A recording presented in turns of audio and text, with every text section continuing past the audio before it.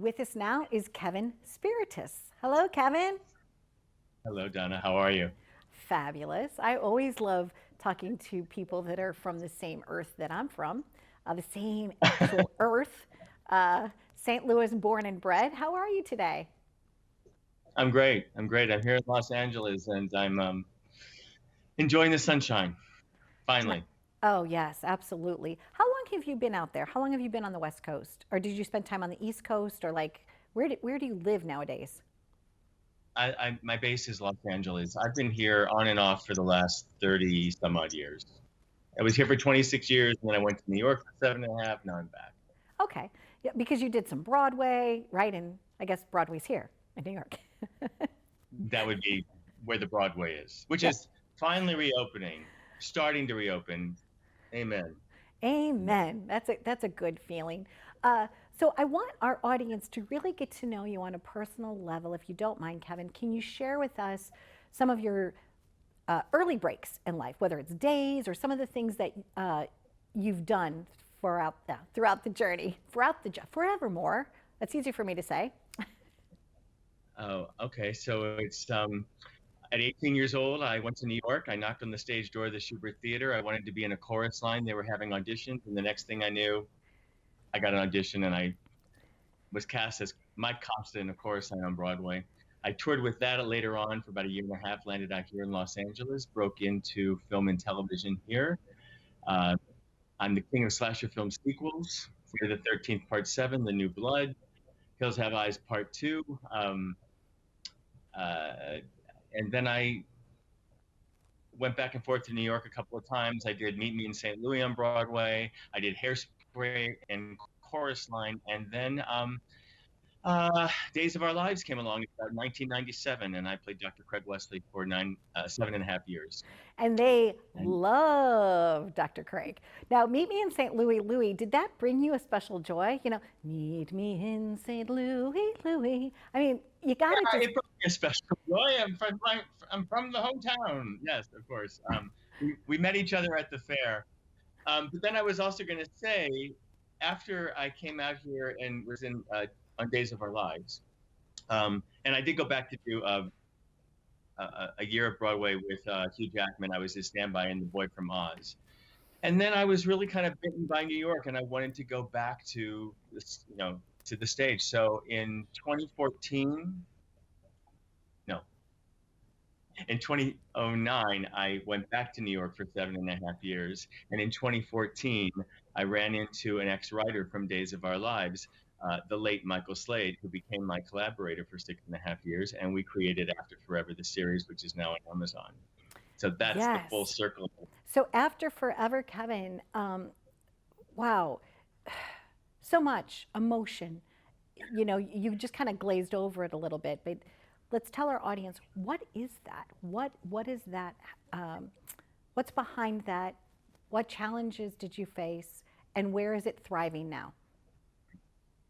After Forever came into being when Michael Slade, as I said, my late collaborator, who we just lost this past December, I ran into him at a gym in New York, and he said, "I used to write for you on the soap," and I was surprised because you never meet the writers. And we started to talk back and forth about ideas and things we were working on and wanting to do. And I sort of pitched him a very, very quick, pitch about, "Hey, let's do a new series about gay men over 30." And he said, "Call me." And there's how we kind of created this short form digital series called After Forever, and it's about Brian and Jason, two men in their 50s who have everything that you could possibly want in life: love, great relationship, great jobs, great apartment, great friends. And then one day, spoiler alert, uh, Jason gets diagnosed with a rare form of cancer, and he dies 3 months later. So the story is about love, loss, and moving on, and it's told in three wonderful realms of communication. And one is the present, about where Brian is now, the character I play, and then it's about the past, so you learn about their relationship. And then we also created a level of where Brian, my character, conjures Jason up and talks to him like a healing moment, or like a conversation about what would Jason think, or how would he act in this particular situation? So it's about his growing and moving forward through the healing process. And yeah, so then I was going to say, in 2019, we won 5 Emmy Awards for Best Series, Best Drama Series, Best Actor, Best Supporting Actress, Erin Cherry. Michael and I won for Best Writing, and our director, Jennifer Pepperman, won Best Director. And sadly, like imitating art, Michael, about 3.5 years ago, was diagnosed with a rare prostate cancer. And all through season 2 and Riley's Unforgettable School Project, which is now on Amazon as well. He fought the good battle, but we lost him in December. And when we were talking on that phone and we started discovering things about one another, Kevin, and I had shared with you, I'd lost my spouse to colon cancer when he was 42, my mom to breast cancer when she was 40. And you said to me, you said one thing, you said, I think you're gonna get this. Like, I think you're gonna really understand the heart and the passion behind this project. And you were absolutely right. So well, thank you. I think people get it. Everybody, if you've had loss in your life, you're definitely going to understand this, and you're going to, it's going to resonate with you. Everyone's going to deal with loss. We've had a year of loss. 2020 was one of the worst years all of us could have experienced, no matter what age, no matter what walk of life. And I'm really clear that, and now what I'm sort of learning as an adult in my mid to late 50s, grief is something that is a constant in our lives. We're constantly grieving something, whether it's the loss of a loved one, a parent, a sibling, a teacher, a job, your parents' health declining. There's always something that we're losing. And I think what we need to do is to learn how to dance with that, learn how to be at ease with the fact that this is what we're here for. We're here to love and live and salute the person in front of you, and cherish them and love them so much that, of course, when the loss happens, you know why you're grieving. I love that. Does that make sense? Yeah, it makes perfect sense to me. So, wow, deep breath. After forever, and you're right, when you talked about like conjuring up and things like that, I speak to people past, present, and even future. Yeah, well, all of time is happening right now anyway, so that's a wonderful thing. You can kind of create your future and speak into it. Now, speaking into that, Kevin, what projects do you have coming up right now? Like, what's something that you want to celebrate right now? Well, I'm actually celebrating the fact that we are just yesterday we sat down and had our first pre-production meeting for season 3. Michael Slade and I had written season 3 in hopes to have done it last year. Of course, that didn't happen because of COVID. But now we're getting ready to go back to New York. We're going to get ready to shoot the final season of this short form trilogy. And that's a lot. That's a lot. I'm exercising. I'm singing around the house, getting my vocal chops back in gear so I can hopefully do another evening of music at some point soon.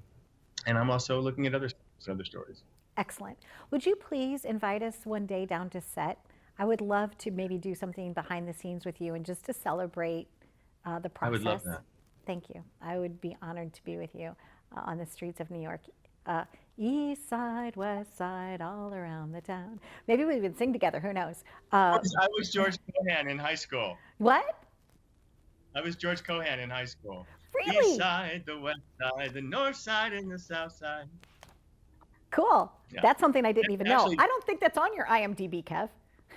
No, well, high school. But actually, I just realized that's a very similar song to Anything Goes, and that's from Anything Goes. Yeah, that's true. Anyway, Anything Goes. It's all musical theater. And wait, chorus line. Do you know who was on today? Today we had on Lloyd Colbreth, and he did the remake of the movie, and so he was doing all of that recreating of all of the dance moves of Fosse. So that was kind of exciting. So today's been a whole day of music and dance and film. It's been wonderful. I thank you for joining us, and it's always exciting to meet a new friend. And and there's no place like home. If we click our heels 3 times, it won't take us to Kansas City, but maybe it'll take us to St. Louis. You ready? 1, 2, 3. One, Click our heels. three. Click our heels. I'm clicking our heels. I want toasted ravioli, Kevin. That's what I really want. Mostly ravioli, I know, and a little Emo's pizza. All right, there we've done our pasta house and our Emo's pitch and our plug. But Yes, and Ted Drew's too. but thank you so much for being a fan of the show and getting to know me. And everyone, please, After Forever, the series on Amazon, season 1 and 2, and you can also see Riley's Unforgettable School Project, which is also streaming on Amazon. Absolutely, they have to check that out. Okay, happy journeys, Kevin. Be well, my friend. Okay, Thank you. bye-bye.